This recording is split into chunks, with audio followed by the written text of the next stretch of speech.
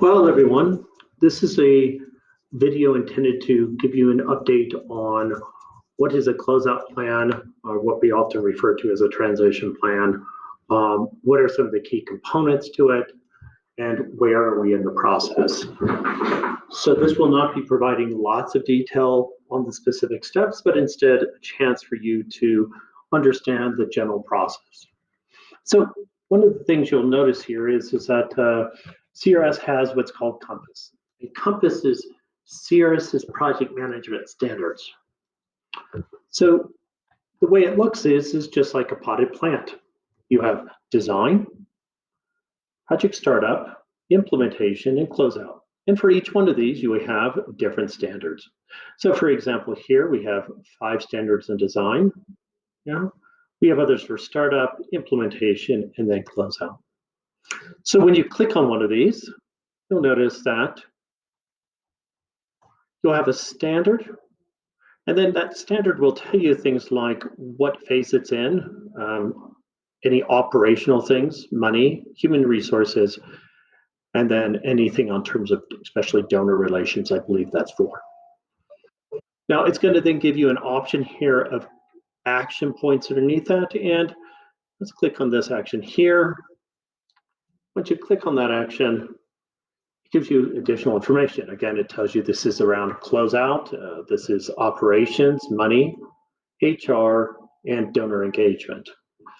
So it then gives you, this is what action 1 looks like. It says who's responsible. It gives us examples of multi-country projects. It gives us ideas of closing out multi-projects, multi-year projects, and also projects that are less than 12 months. And it gives us several other kind of tips and pointers towards it. And you can even see down here later on is it gives us a reminder of where we sit on partnership. And you can look at when we're a subrecipient, a CRS, or emergency projects. On this side here, it covers kind of standard tools and templates. And in some cases, we'll even cover CRS policies and procedures that are required for that.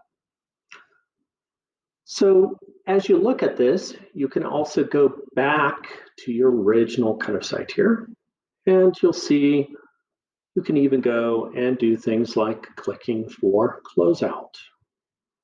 You can say, well, I'd like to know something about operations. And you can even say who has that responsibility. So let's go here for operations.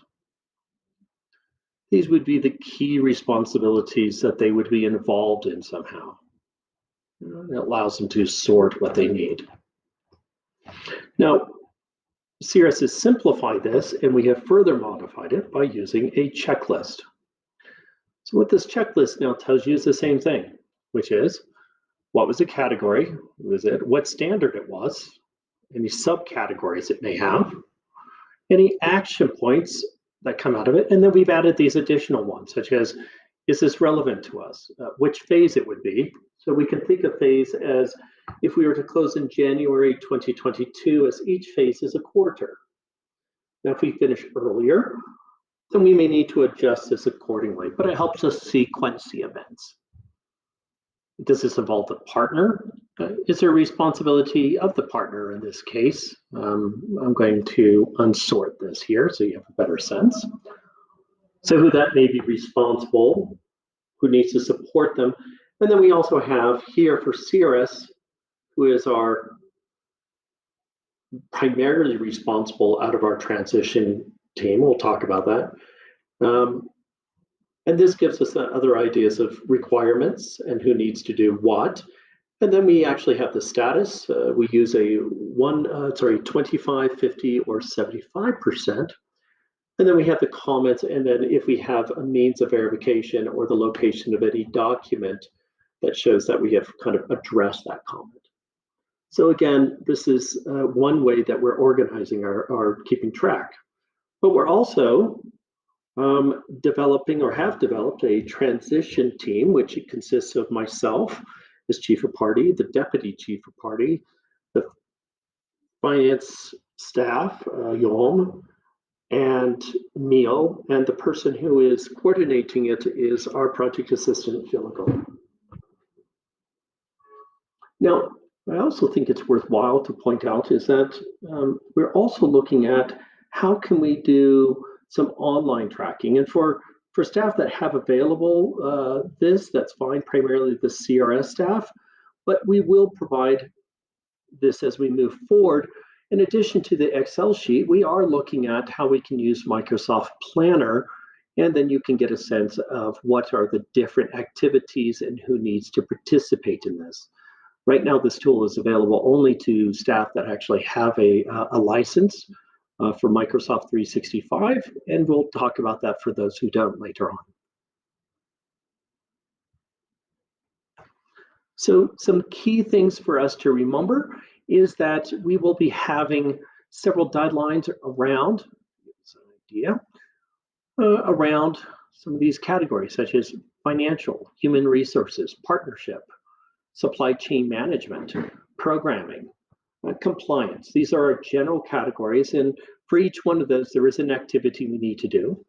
And at this point, it is sitting at about 180 action points that we need to complete to close LRO fully.